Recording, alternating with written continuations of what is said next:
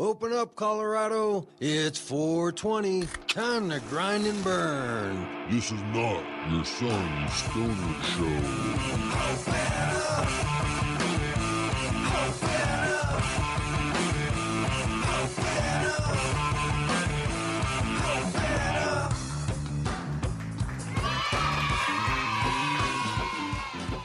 Welcome to the Cannabis Community Project with Brainstorm. Once again, bringing you your weekly podcast from the CCP studios high up in Denver, Colorado. Here exploring the business side of this newly emerging Colorado economy, focusing on the business, the patient, the user, to the retailer, to the geek in the garage, creating that next innovation in cannabis. This is the first media platform to help fellow cannapreneurs build sustainable businesses while living the lifestyle. So Herbbox is coming. I see other competition. I'm small right now. Snoop, I hope to see you, Snoop, out there. I see you got your box, baby. Man, I'm coming for you, though, Uncle Snoop. Thanks to all of our sponsors. Herbbox is an independent organic company bringing style and class to the cannabis community with an exquisite, superior handcrafted medical and recreational container for the consciously cultural professional and the stiletto stoner. Herbbox is breaking down the stereotypes while bringing social awareness and fashionable credibility to the cannabis movement and business. With your support, you will provide the love and nurturing that Herbbox needs in order to break out of the infant stage of the business process. Visit our website at herbbox.com, which is HERBBOXX.com. That's HERBBOXX.com. Cheers. We are back once again, Cannapreneurs. Thank you for joining us here in the brand new, newly remodeled CCP studios with Syndicate. How you doing tonight, Syndicate? Good. How about you? Doing excellent. Yes, and. Yes, and. There you go. All right. All right, we have a show lined up for you tonight that is a little bit different format because the main guest is ourselves. I'm going to sit down. We're going to get deep with Syndicate as we get into what CCP is all about. Once again, making changes, transitioning to a better place, a better show, and hopefully a better host. Because when you have help like anybody else, things get better. So maybe I'll be a better host. The show will be better produced, and we'll have better content week after week for you. It's a long show, but we got right to the point. Got a lot of information, a lot of good information. Do you remember what we talked about? Oh, we talked about everything. Can you give me one thing you remember we talked about? Not really, actually. We were fairly baked. I'm trying to remember. You know what? I'm sorry, did you say medicated? We were medicated. No, we didn't talk about medieval history stuff. I remember us chatting about a little of that. Did we talk about some of David Law's issues? Was it HR 164? Well, there you go, folks. This is exactly why I exclusively created the short-term memory flashback for you. What we're highlighting here is that the shows are great, but they're too great to even remember. So sit back, relax, listen to this show. But before we do that, let's make sure to go back to last week's show with Mr. David Bush himself, hemp attorney, exclusively here in Colorado. Here's a couple minutes for you to remember short-term memory, flashback, relapse, grind and burn.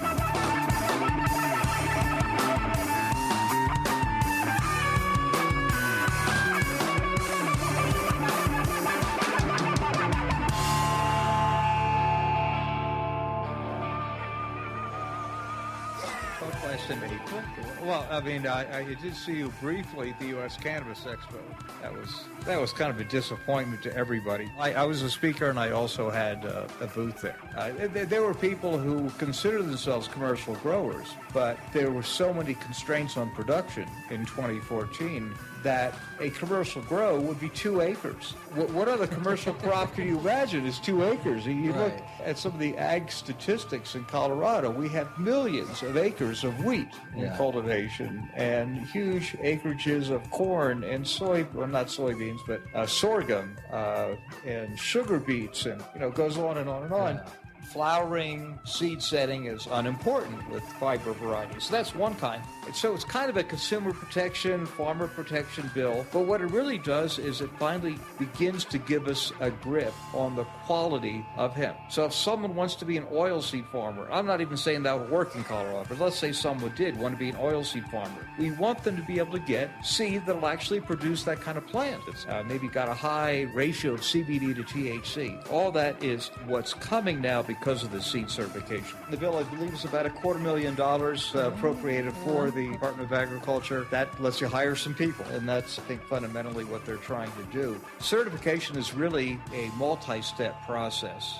Some states are trying to have commercial hemp production, but they have been so selective that they will only allow certain people and a certain number of people to actually get the license from the state to do the growing. In Colorado, we don't have any limitation like that. Now, you were talking about, now is the time to get in. It also depends on what aspect of the business you're talking about. If you want to be a CBD company, if you're not in now, it may be too late. Too late already. Maybe. Yeah. Because that can either contract efficiently or produce it, extract it, themselves efficiently. Those are the ones who are going to be able to keep their costs down, because if they can't do that, they're going to lose. And I think there is going to be a sizable restructuring of this industry within the next few years. And that is probably the best site you can get on to just get copies of pending bills that were passed and signed into law. You can get the whole history on LegisPeak. So that's the best one. But S196 is probably on a lot of different websites these days. My law firm's trade name is David Law, one word, DAVIDLAW. My website is www.davidlawcolorado.com. And my email address is my last name, Bush, B-U-S-H, @davidlawcolorado.com. And you can call me at my office number, 303-422-0064.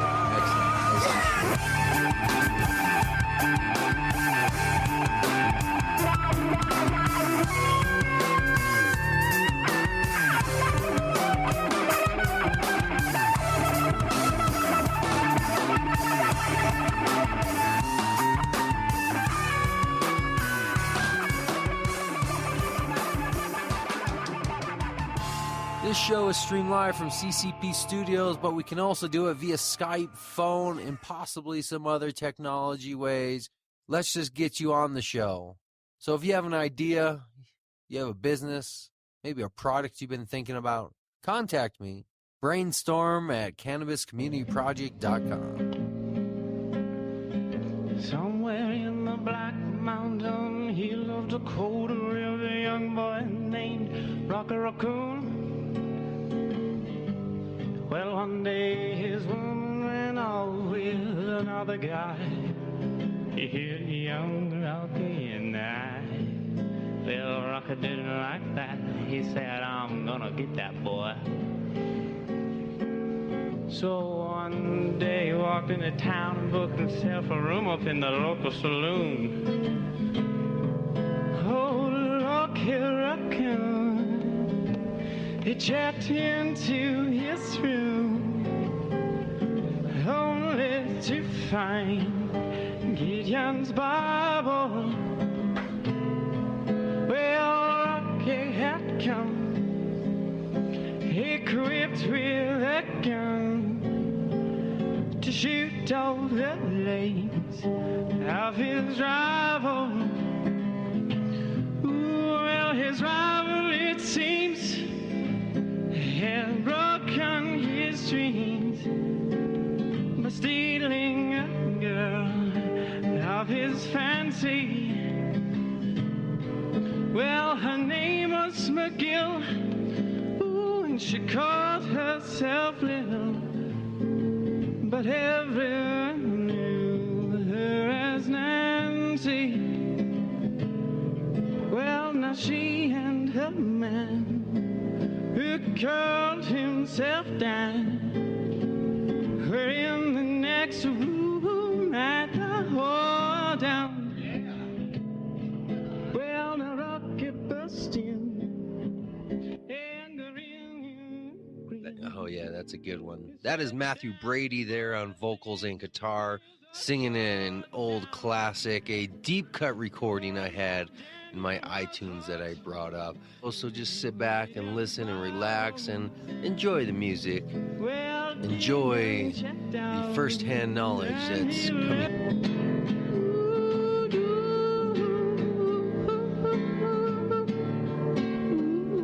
Little associated schools and colleges, mostly even high schools that have some fairly decent recording and AV departments that we're going to be looking into. So, well, you know what I would recommend you do is to go to one of the administrative offices there and ask for the internship department.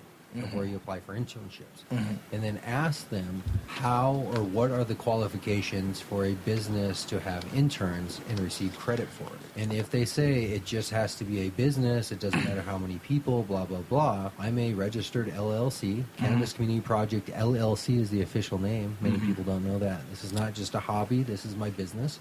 If there is a way that you could get academic credit by working with me, since you're essentially not getting paid anyways, you might as well see if you can't profit some credit by qualifying as an intern. If I can qualify as a business that can have interns in media, I'm a media business doing a media show. If you could somehow intern and get credit for it, that would work out, I think, just to your benefit even more. And to my benefit, because then I could feel like at least you're getting something, even if I can't pay you, at least you're getting something from it. We'll definitely see what we can parlay it. I am going to watch it because they're, on some federal levels, you got to watch the hemp connection still. The internship, though, would be a media internship. Yes, exactly. We'll try to make it a little more generic. Does Channel 9 News, do their interns ask, well, what type of news will you be covering before they do an internship at Channel 9? Possibly. Do they say, hey, Channel 9, if you're going to cover these topics, you can't have interns? Yeah. Or is it just a media internship? Well, we're not exactly a wide open news network. We're kind of specific. What does that have to do with anything? I mean, honestly, I definitely am all for it. Yeah, I like the idea. Well, most teachers that I've talked to have always been pretty hip and pretty open, and I've never seen any trouble come from it. Because, there are people that I've talked to in some of the business classes that flat out said, we would do a hemp business, or we're going to open a hemp business, et cetera, et cetera. Or, they flat out cannabis, medical marijuana, whatever. Some people, we make cookies, whatever.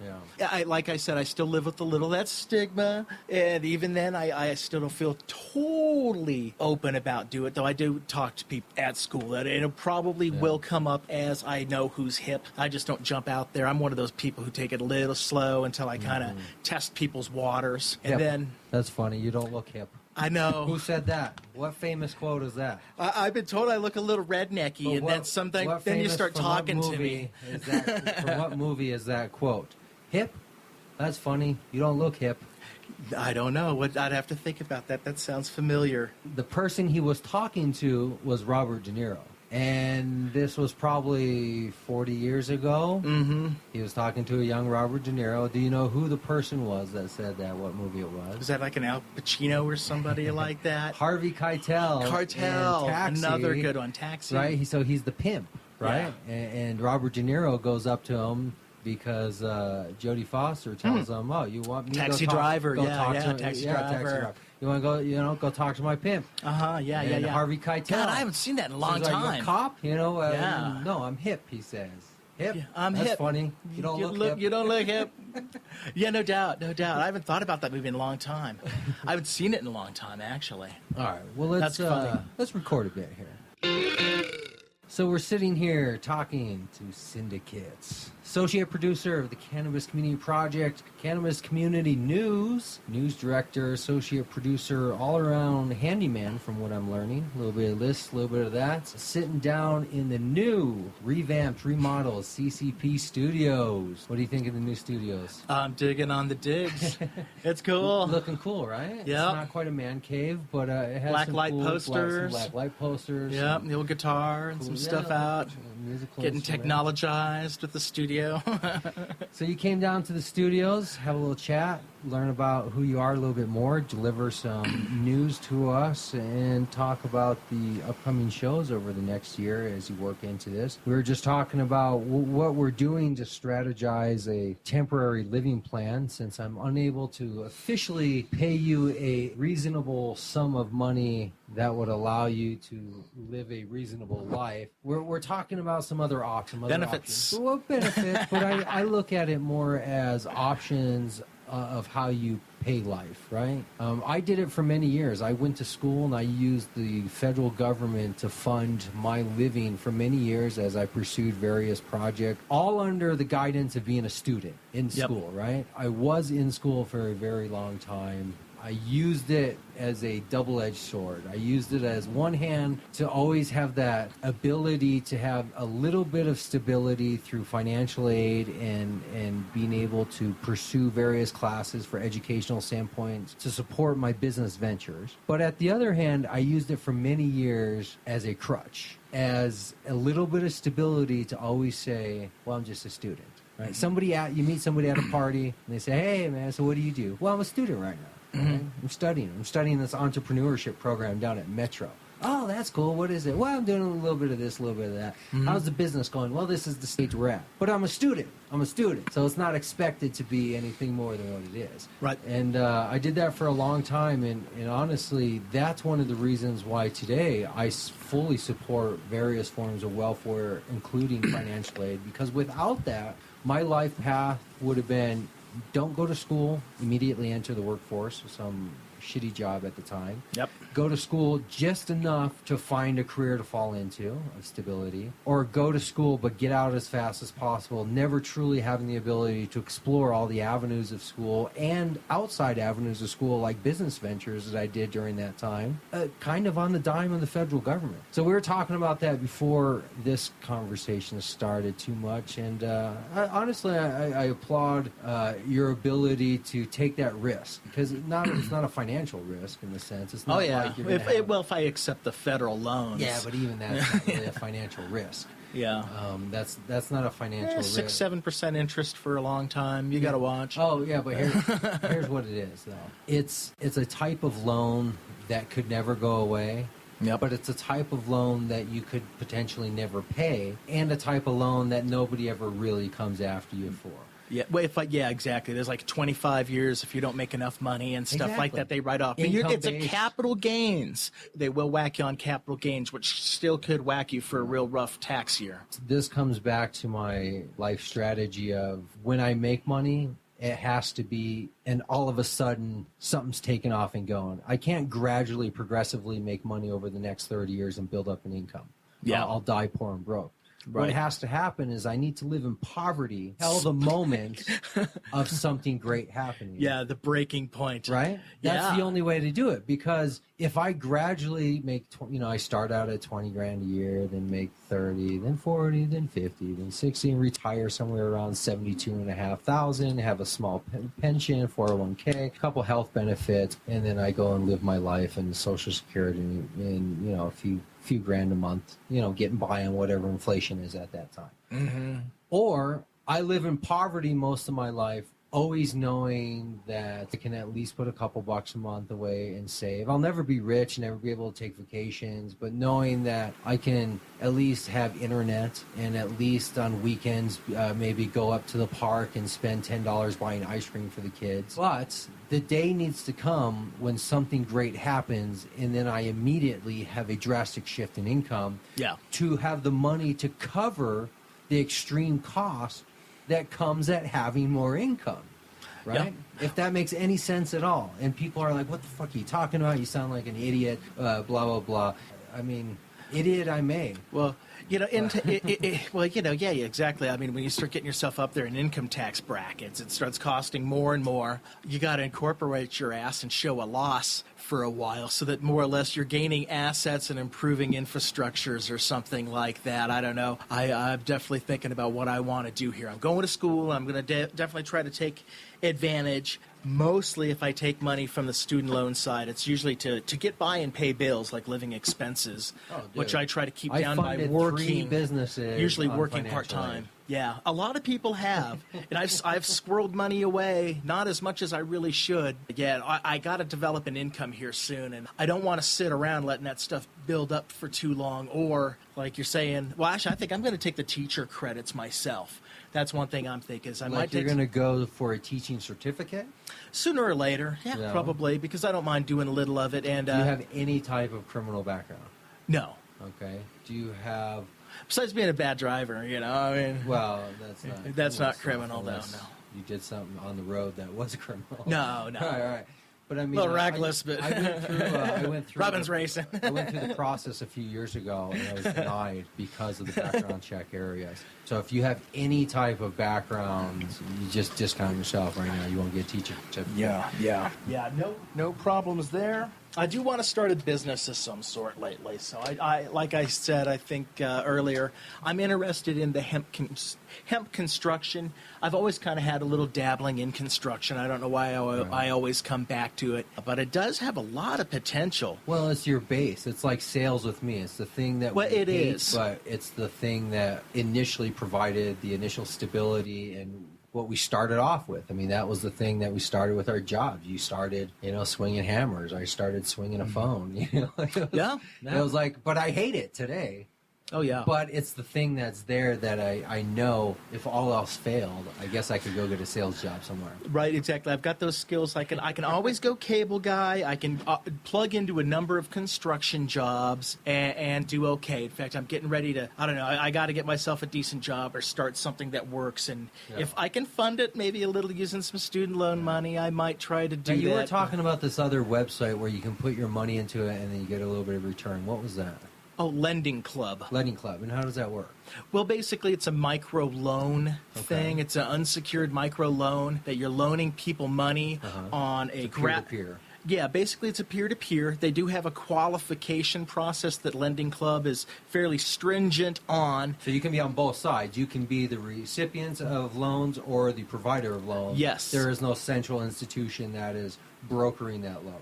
No. It's basically like you and me each pitching in $25 on somebody's $10,000 loan that they're going to put towards a new house or paying off credit cards. Right. Particularly, they aim towards people doing debt consolidation or refinancing things that are of higher rates. They try to give better rates than most credit cards. But it's out all there. from individual funds. It's like a crowdfunding type situation. There's no central bank that says this money I will hold in my place, and then the person will qualify with me, and I will divvy out the funds. The central place is just the website that connects the lender and the lendee. The platform. They also do some qualification, but based on an overall credit principle. rating and stuff like that. And you can actually interface and now, do you talk choose to the where people. your money goes? Do you say I want to give my money to X, X, and X? Yes, you can be very specific. You can basically look at each individual loan and dedicate $25 or increments of $25 to the individual. Why didn't you tell me about that before this stupid Indiegogo?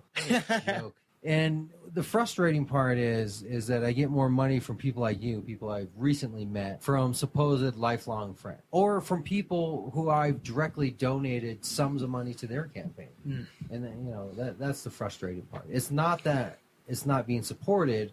It's that the basic reciprocation of social contract. There's a social contract. Oh, yeah. That says when your best fucking friend starts a crowdfunding campaign for his company, you throw $9 at it regardless of what the company is. If your best friend says he wants to start a hot dog company injected with sour cream and wrapped in cucumber, you give him $10 if he runs a goddamn Indiegogo campaign because he's your best friend or he's your brother or your cousin or whatever. Yeah, he's only helped you move how many freaking times, you know? Shit. I mean, I understand the stranger from the other side of the world not wanting to invest their money, but your immediate circle there's a social contract. Oh, yeah. That's there, and that's the frustrating part. Yeah. No, I've been on that same side. I've had people kind of let me down that I've been there for and helped out in many ways. Well, that's why I know exactly what you mean. That's why I do this show alone and started alone. I started this show for somebody else who was supposed to do it. Started the show for the Grow Flounder, who was looking for for a way to market his company, right? So I started this show for him, and after like 2 weeks, he flaked out. Right. I just kept going. And then other people have come along, right? I had a reoccurring segment with the guys from Cannabis Commodities Exchange. Almost every other week, they were on the show.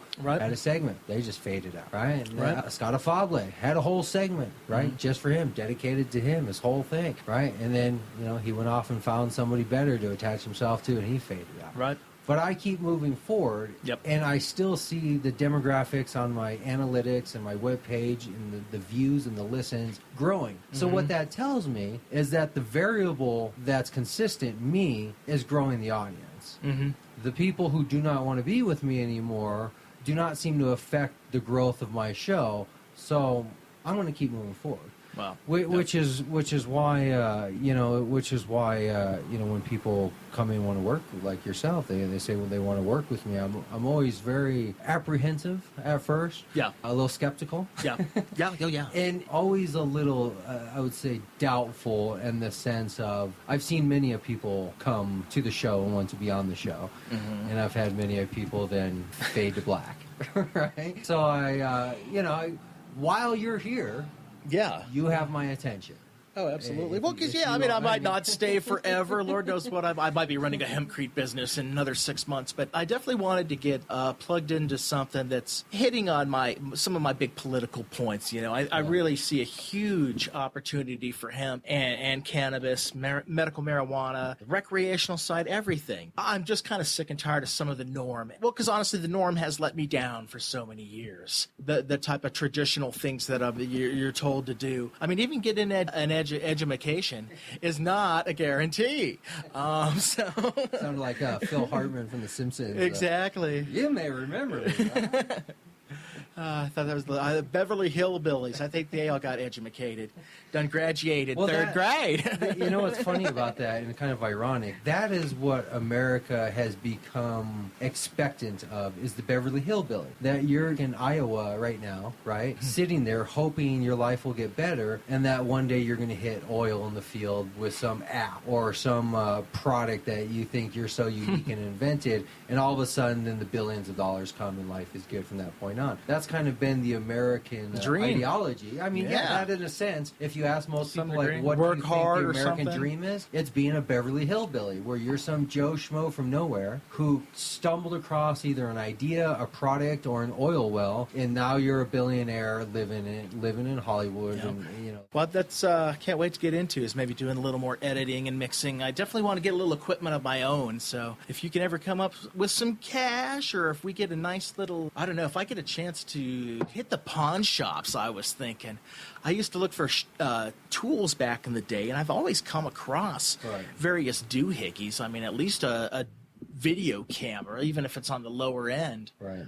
Audio equipment from there, whatever. It's a simple equation with the business and the show here. When the show gets cash, I have cash. Yeah. It doesn't go the other way around. It doesn't go I have cash and then the show has cash. Yeah. It all adds up. Exactly. Yeah. If we can get into some type of show or location where on a weekly basis, like on a Saturday or a Friday, we can take some of my sponsored products down. Yeah. And do some direct sales to people. Become pitchmen. I was just watching this show, Billy Mays, on the YouTube, called Pitchmen. Yeah, I think I've seen parts of that. Billy Mays, one of the greatest pitchmen ever to live, right? Like Ron Popeil and all these other people that come from lineages of pitchmen, salespeople that do this, that used to work on boardwalks, 150 years ago, and now translated to radio, and then throughout the years commercial. So it's like whole families of generations of salespeople and pitchmen. That's honestly the only way I can foresee this show filling its coffers with money, is by having the ability to go somewhere and sell a product. Yeah. Because my audience isn't big enough to demand enough from advertising to have sponsors that are paying Joe Rogan price. You know how much Joe Rogan makes a show? Take a guess. Oh, Tell me how many listeners you think he gets per show, and then how much money his sponsors pay on him for those on a listeners. podcast? Per podcast. Oh, I guess maybe on a podcast a lot less. What's he making? Well, compared to what? 200,000? I'm thinking, TV, he would make a lot more. UFC, he would make a lot more. That would be his audience. That would be the UFC audience. I'm talking about his audience when he does his show. I'm sure he makes way better paychecks there. And obviously, it must be a lot less than I think. That's what we're talking about here. So exactly. It's not apples to apples. How many listeners do you think he gets per show, and how much do you think his sponsors pay him? We're talking fat, juicy apples to some Take a guess. kumquat. Throw a number out. 100,000? 20,000? Dollars or listeners? Dollars. And how many listeners do you think that equates to per show? I would think he has 100,000 listeners. Maybe, I don't know, it could be into millions, depending population of the United States. A couple 100,000 listeners. How many people that percentage would be? That 100,000 is what a sponsor pays per year or per show? Year. I would say that's an aggregate of a yearly. I'm thinking 100,000, 20,000 on the low end, 100,000 on the high end. I'm thinking. I looked this up when I was writing my business plan for my business here, the show. Right. I looked this up. Joe Rogan gets on average 250,000 listeners per show. 250,000 per listeners. Okay, cool. Downloads per show. Right. His sponsor pay him on average $14,000 per show. Right. How many sponsors then for a total of? He usually does a good 10 minutes advertising 3 or 4 sponsors per show. And he does on average 2 to 3, sometimes 4 shows a week. So do the math. Yeah, I'd have to listen to do it exactly. So I think I'm in the ballpark-ish. So we're talking about, close to $500,000 a year. It could exceed exactly. I was going to say, well, here's his overhead. Him and his producer guy. Yeah. Using a studio and some microphones. So his overhead isn't, and of course his hosting is probably very expensive.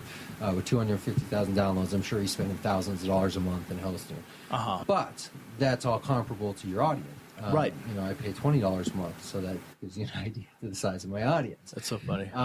But here's the thing. Yeah. Is podcasting numbers to make $14,000 per show for 250,000 listeners is great. For television, that would be horrible.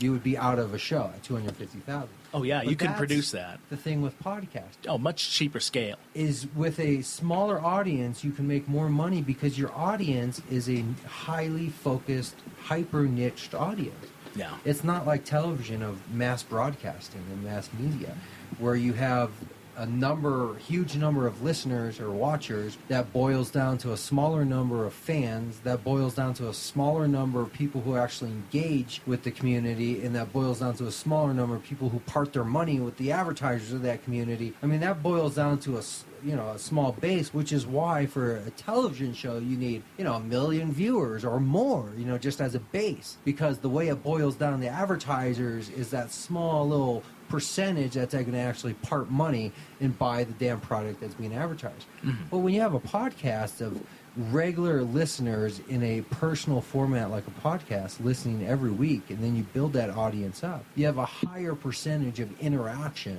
of turnover from people who are listening are already that base of dedicated fans. So all the extra fluff is already out. Yeah. Because they have to come find you. So they're not going to stumble across you flipping through channels and then they come across Fear Factor.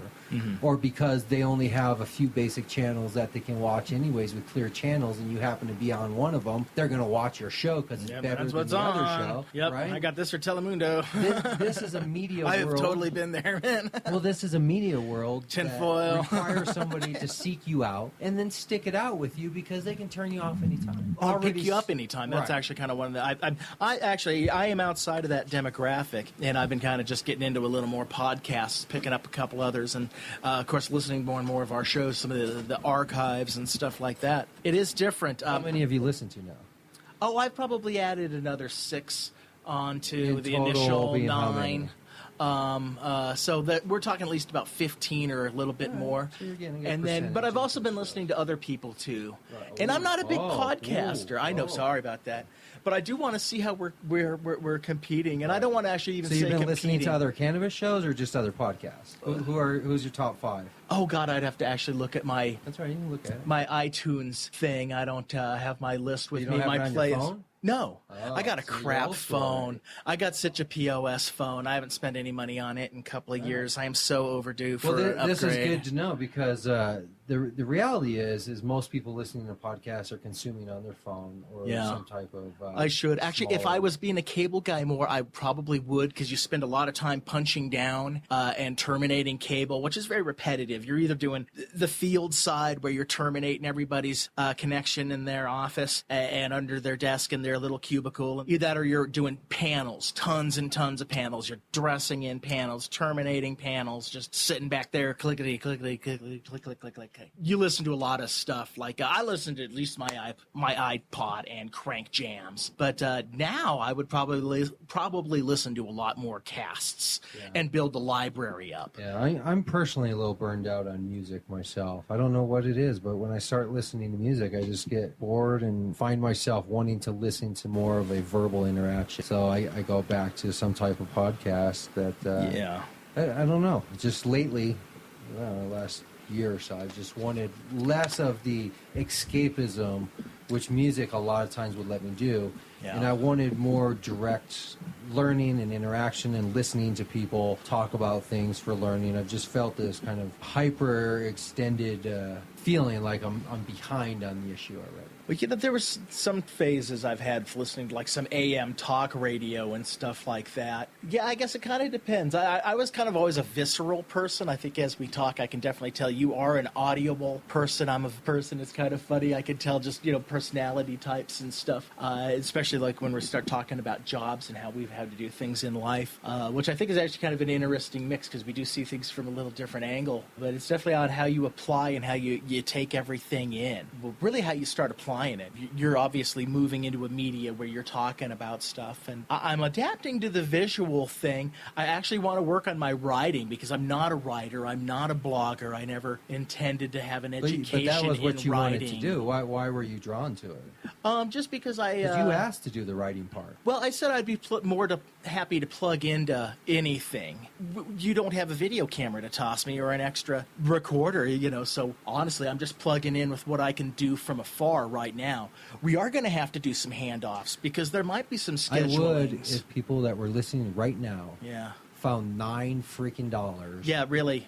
To donate to this show, which is the Could minimum. 100 of you find $9, man? I mean, I'll take $1 from 5,000 if we have to. I guess we're gonna have to do it. I will hit the pawn shop. I might have you pay half or something on it. Well, I'll call you up. I'll send you a picture, with Guido on the other side of the table there. I'll be like, dude, $80, come on, hook me 40. Well, I mean, as we discussed before, I would love to do this, but I'm just plugging into what we got. I'm just a minimum wage worker myself. Just trying to support a family and just do what I can. Yep. And I wish I had the ability to personally just finance and fund a whole bunch of this stuff, but I have to do it in time. I mean, it took me a long time to just build up the few $100s that I have in my business bank account now, just to cover the cost for the first year. I was paying for all this stuff out of pocket. And then just to get a few sponsors that were willing to toss some money my way, I have to just be very delicate with every decision, even down to the measly $10 printing cost, and just consider everything on that level, because I'm only working with a couple $100 and trying to really build from there and not go backwards. But I believe in the show, and I believe what other people are telling me. So I can only believe what people tell me. And people tell me they like it and that they want to see it grow and that they support it. And I like doing it, and I think people can learn from it. And that's really my only goal, is to be able to have an opportunity to be engaged in learning about all of this different stuff that goes on in the industry. That's one of my main motivators, is that I now have an excuse to go see what it's like to be in a grow house. Because before this show, what would my excuse been? Hey, let me in here. Bro. Oh, bro. Let me hang out and see what's going on. Can I look around? But now that you have a show, you have an excuse to, hey, can I come see what you're doing and how you're doing it? Oh, yeah. And one day even be invited. I mean, that's the thing. Is right now we're small enough where it still takes a lot of talking and finagling. People are like, who? But, I mean, honestly, I think you got a potential to hit that threshold. And that just takes a presence, a growing presence. months, sooner or later, people are going to be like, oh, I know you dudes. Yeah. And then sooner or later, people are going to call you and go, hey, we got something going on. Please come down here. And that's where it changes, you know? Absolutely. I mean, that would be so fun to actually get there. I'd love to actually people have be calling us up, and the big problem being we don't have enough time to deal with everybody. It'd be great to actually get to that problem. Or the problem being that they can't afford the fee that's required for us to go to their location and do a live shoot, because by that time, obviously, it would be a paid sponsor type thing. Yeah. So to me, that would be the biggest problem I would like to have. That to me is the problem I'm looking to have. Yeah. Is to be able to have to turn people away due to not being able to afford the services. Yeah. Right now, I have all my time to give away, and nobody wants to pay, and I don't really have an excuse to ask for money at this point. Yeah. Right? Yeah, it'd be nice to have the opposite problem. But the reason I brought up Joe Rogan is to point to the fact that the gap between making no money and making enough money to run a business that employs 3 or 4 people is not that far. Oh, yeah. It's not that big of a gap. Yeah. Right? Honestly, it could be within a year or less where it exponentially starts to grow. I spent my whole first year with barely 35 followers and maybe a couple hundred listeners. Yeah. And it wasn't until in year 2 did it start to do some real exponential growth. Imagine if I would have given up at year 1 and said, well, I did it for a year. There's that model. That model didn't work. Move on to something else. Yeah. It would have been a failure. And everybody I interacted with in the future, I would have been, dude, there's no my business there. I tried it. Trust me. I did it for a year. Bro. I did it for a year. It didn't work out. Yeah. So all I can do is keep going, because at this point, win a year and 3 months. Well, I mean, at this point, as I told a good 6 friend of mine months, before, 2 years. I'm one of the most unemployable people in Colorado. So I have no other choice but to stick it out with this. Yeah. Because I can't get a job anywhere else at this point. I have too much vested in this, and I have too much that's known around me about this, where unless the job is in a dispensary somewhere, I can't go back to corporate America. Yeah. There's just no way. I'm locked. Yeah, Any basically, Google search about I think me about is- that. If is- I have to, I'll just lock down Facebook dude, and you all should that dive other in. stuff and No, you disappear. can't, though. You But can't hide it. You on should the just other dive side, in. I'm I basically am. I've been taking Because there my is steps. no hiding it. Yeah. There is no hiding it. Well, 'Cause that's it why I've been always trying comes to in move the out. wash. It Well, the always more comes we out. get it into the open in Colorado is absolutely the biggest thing. And legitimate businesses are, I guess that's also why I'm also kind of plugging into more of the hemp side, because that's the one stigma I'd like to see really getting removed is it's not medical marijuana. It's not recreational. It's not a drug. You're not going to get high off of hemp. You can smoke a freaking field of it. Going to get a headache. It's rope, but it is awesome rope. It's great textiles, paper, potential building material, everything else, food, oil, gasoline. I don't even know though that we Hemp-a-line. need to make the argument that We don't about even do. smoking I think that everybody even if knows you it. smoke it. I mean, like, who cares? Yeah. People smoke cigarettes, The feds, which gives Dun, you dun, more dun. than a headache, and nobody seems to give a shit. So Oh, yeah. why do we have to even tell people, well, smoke I hemp, gotta you'll get watch a headache. good That's all you'll Robusto. get. Yeah, I like my cigars every now and then, but I don't smoke like I used to, and a big one will knock me on my can. Cigars, I don't understand. I understood smoking when I smoked, the intake in your body out. I don't understand the take it in the mouth and then spit it back out of smoke. It's a flavor thing. And honestly, I like to have something good to drink. Like, I like a good coffee, and a good cigar. Like, I don't know. Of course, I also spend a lot of time Coffee smoking and cigarettes and having coffee with friends, freaking good old IHOP or wherever back in the day. Batch of high school kids or, young 20 kids, hanging out around a table, doing nothing but maybe eating a freaking one plate of pancakes and then just drinking tons of coffee. Getting into food fights. We tipped well after that, though.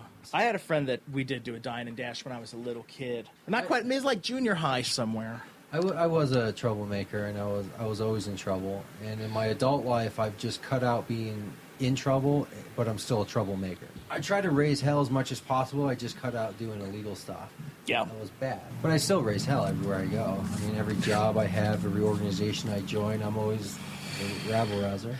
Yeah, I've been accused of that on more than one occasion. I'm not content with a lot of things. I see a lot of things falling apart in this world. I don't want to be too specific, but yeah, it's hard to make a good buck, and things that are supposed to be taking care of people don't really. And I'm a firm believer in you got to kind of do it yourself. And so I love seeing the cannapreneurs and the hempreneurs and all those type of people getting out there and doing their thing, because these people are kind of creating something Well, right we'll just now. call them all cannapreneurs, since hemp is also under cannabis.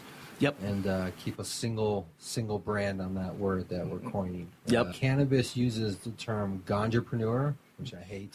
Yeah.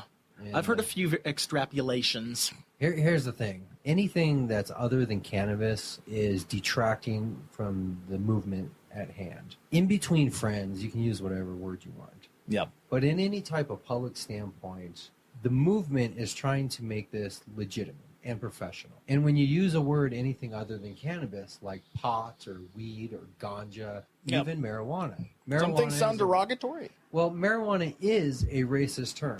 Marijuana was adapted by the U.S. government in the early 1900s when they were looking for a word to demonize the smoking aspect. They found the Mexican slang word for the weed, Mota. marijuana, marijuana.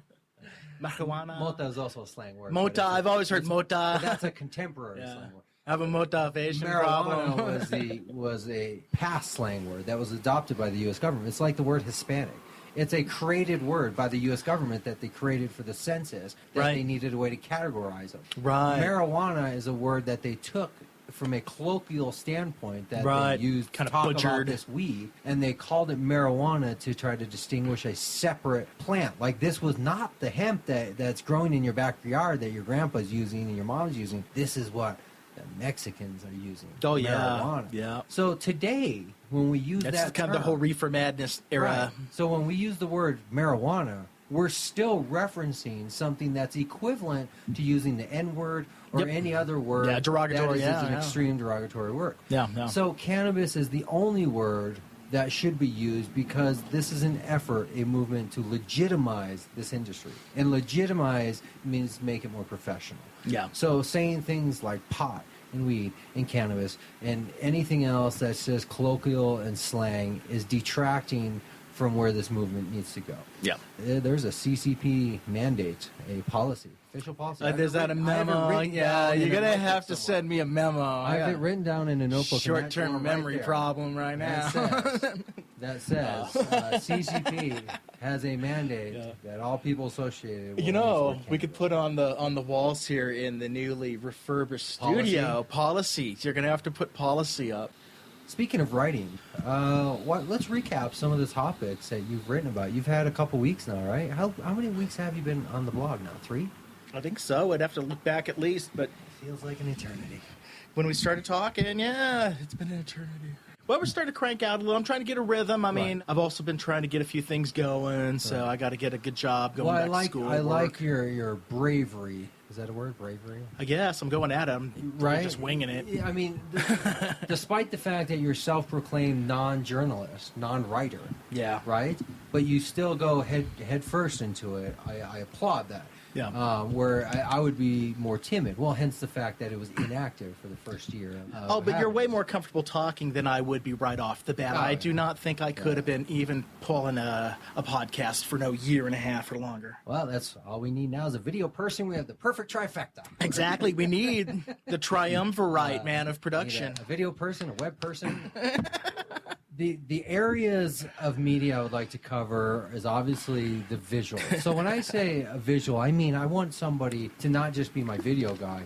I want somebody to be my visual guy. So the visual person is somebody who I want to have all consideration for all things visual CCP. So when that person looks at the website, they're looking at all the visual aesthetics, the photos. I want a camera for sure right off the bat, just so I can start getting a photo montage and a backlog of my own pictures to use. But let me give the full picture of what this visual director does, because if that's a job in the future that you want to consider, I'll give you an application. And video. You can go through the standard process and interview like everybody else. Right, there you go. Work your way up to the top, and one day I'm cutting lettuce. No doubt.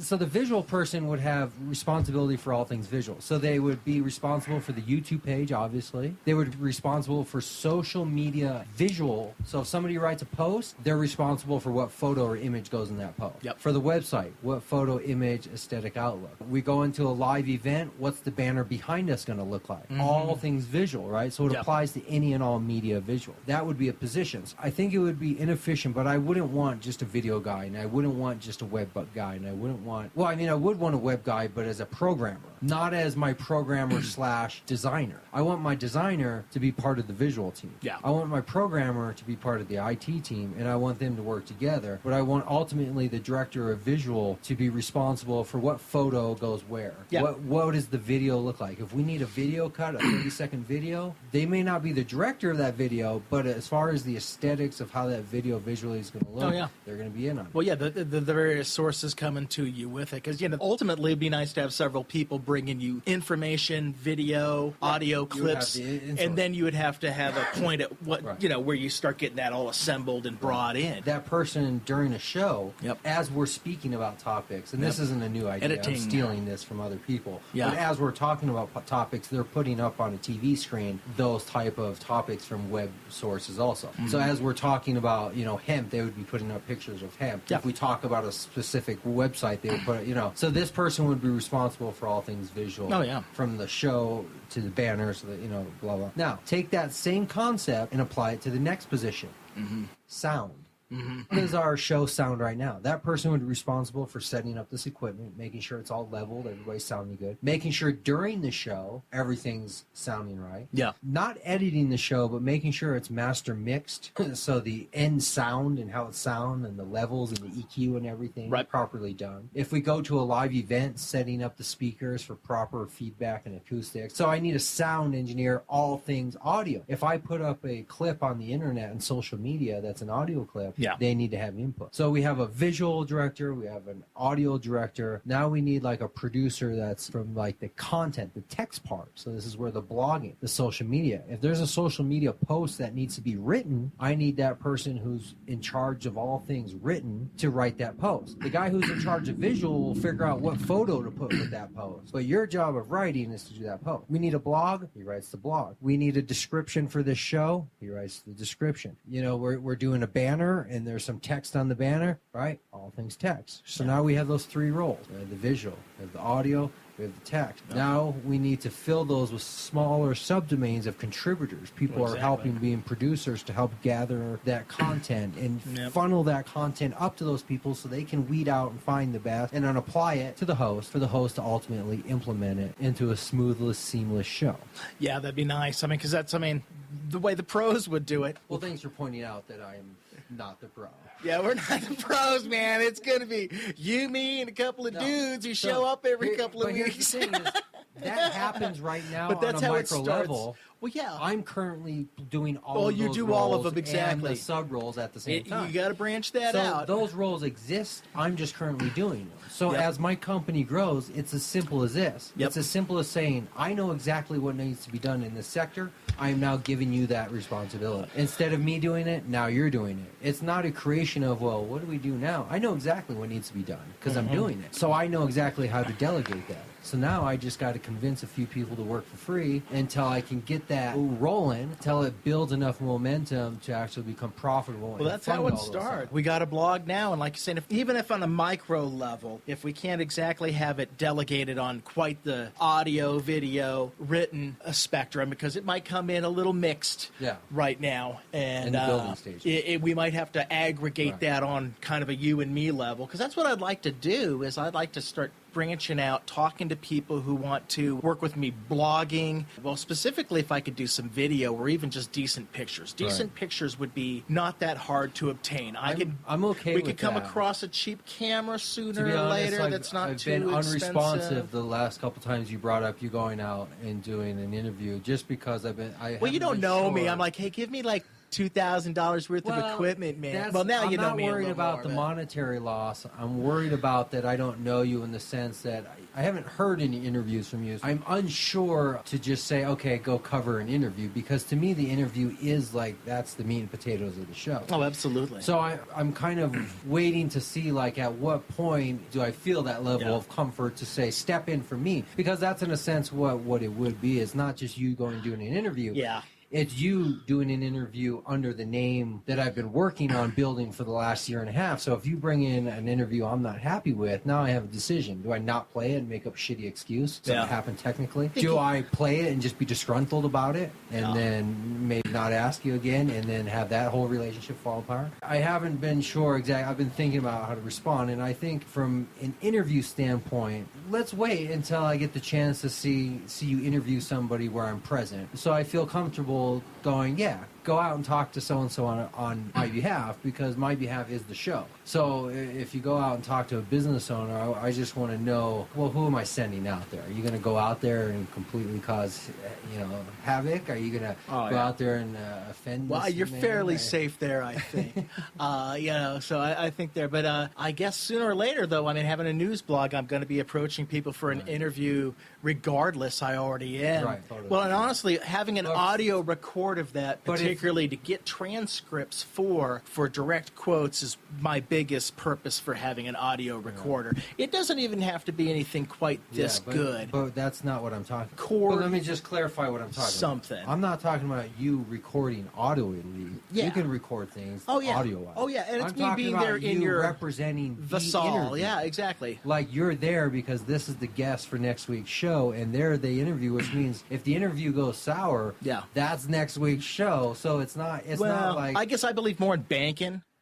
Currently we're at that moment where we're like paycheck to paycheck. I'd like to get us banking because I guess it kind of plug into what you're saying earlier. It'd be nice to have something to draw on and start generating each show a little more in advance with a backlog of information. But to do that, we would need two separate sets of equipment. Yes. And that's also what I'm pushing a little bit, even though I might be going on a different tangent than you're ready to go for. It also it's going to happen when I go to school. I'm going to show up with a video camera everywhere. Hey, dude, knock. But see here, CCP. So let's break it. Let's break it down by class, all right? So let's break it down by like movie stars. So we have A-listers, we have B-listers, and we have C-listers, right? Right. If you're the intern, are you going to go interview an A-list movie star? Oh no. No, that's reserved for the veteran, right? Mm-hmm. So I view myself as veteran, and I get that privilege because I own the show. So it gives me the privilege to be the designated veteran. Yep. So if there's an interview at hand that's at somewhat A-list, I want to be the guy talking, right? If we're talking to Jay Moore says he'll agree to be on my podcast, I'm the one talking to Jay Moore, right? Oh, absolutely. So I have no problem with you doing anything C and anything B, unless that B could potentially be an A. Yep. And then maybe I would want to be the one. Well, you have all the editorial rights, I think, would be the thing. That's also why I've been trying to schedule stuff, too. That way you can also review and even push things out there if you want to on the website with the news. And I would do the same thing, of course. And absolutely, I'm still going to have to get used to things. I'm sure your first couple of interviews were probably a little awkward, so I definitely need some trainers. My first interviews. My first time. But here's the thing, though. My first interview, as we were talking about earlier, I feel like my first interview was at age 9 when I was going door to door selling greeting cards and stationery for toys and back magazines. Doing interviews in front of these microphones for the Cannabis Community Show only feels like an extension of me selling those damn vacuum cleaners or selling mortgages. Not in the sense that I'm a pitchman here on the radio, but having the ability to ad-lib in a conversational manner, try to extract information from people, try to make it a little entertaining, try to give information back to the world. Oh, absolutely. And working at that, as I've told people, being a salesperson is a lot like being a dancing clown, but you're kind of like a dancing clown by your own fruition, right? It's like you don't have to be a dancing clown because you're not at a kid's party. Yeah. But for some reason, everywhere you go, you're a dancing clown, and everybody keeps looking at you going, why is there a dancing clown here? Is there a kid's party going on? No, but he's a dancing clown. because this is how salespeople have been taught. So I feel like my whole life I've been under a spotlight, kind of dancing for people. Hey, look how much this vacuum cleaner will clean your home. Hey, folks, I'm calling you today from LNLC Mortgage Lending. Yeah. Have you had a chance to refinance this year yet? Hey, how you doing? You know, it's like, yeah. I feel like my whole life I've been in front of a microphone talking to people in a semi-artificial manner, right? Well, yeah.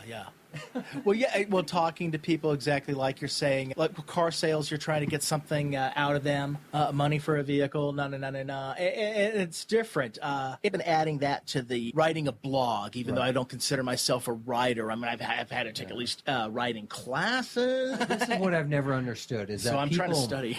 My whole life I've listened to people like artists and comedians talk about this writing process, right? They would always talk about writing and writing process, right? So in my mind, when I hear the word writer, or I'm a writer, or last night I was writing or doing some writing, in my mind I'm picturing somebody sitting down and formulating what I was forced to try to learn in school, this kind of structured essay, paragraph, sentence, punctuation, grammar, where's your thought, where's your thesis, where are you going, blah, blah, blah. So to me, writing is a stressful, highly like technical thing. So I would always hear these people talk about all this writing, and I thought, well, if only I were a writer. I'm just not a writer. And then as I got a little bit older, I realized that when they would say I was writing last night, what they meant is they were just scribbling down the shit they were verbally saying and calling that writing. So they'd say, oh, I was writing last night, meaning they were just putting to text what they were verbally saying and then reformatting it from a verbal standpoint. I'm not in care for the grammar and care for the verbal message. And I go, oh, so you mean when you say you're writing, it just means you're coming up with ideas and thoughts and just putting it to text? Because my whole life I'm thinking to be a writer you had to understand writing, which I never understood. So I always restricted myself from being a writer. Maybe that's why I excelled so much in speaking. Yeah, well, exactly. I mean, deal with it later. Dealt with my whole childhood right there. There you go. Did you have a moment? I think you look like you did. Yeah, your eyes are all like twinkly. You're like, the weight has been lifted. Yeah, exactly. I'm free. I'm gonna call my mom. There you go. I just had an epiphany. I used to be a writer in the sense like how Ted Kaczynski was a writer.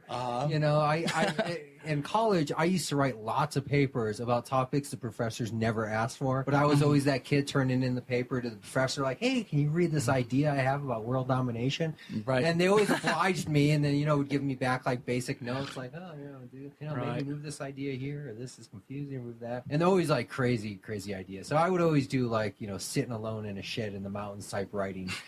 Never a writer in the sense like I knew how to do research and cite facts and look things up. And I learned a little bit of that later on when I did more schooling later on. But I've always been attracted to audio and visual, obviously, like the whole world. But audio to me has always had a personal relationship. I was always the kid late at night putting on my Walkman headphones, turning on FM radio and listening to pirate radio all the way till midnight. Just me under the covers late at night listening to pirate radio. 96.9. Big dog.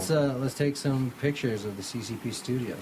Let's take an intermission for 10 seconds. The intermission. Or do you not want to show your face? Should we do a not too many. I don't do faces. You do the back of my head. It's like a bad porn contract. Yeah, no doubt. How about a good back? No, right there. That was good because that's the back. Yeah. I was gonna say. Back, yeah.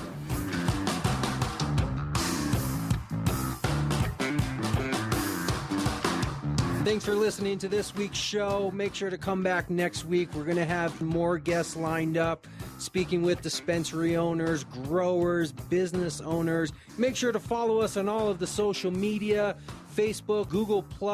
You can listen to our shows live from the website or your preferred listening platform. Find us on iTunes, Stitcher, SoundCloud, Spreaker, even YouTube, all under the same name, CannabisCommunityProject.com. We'll see you next week.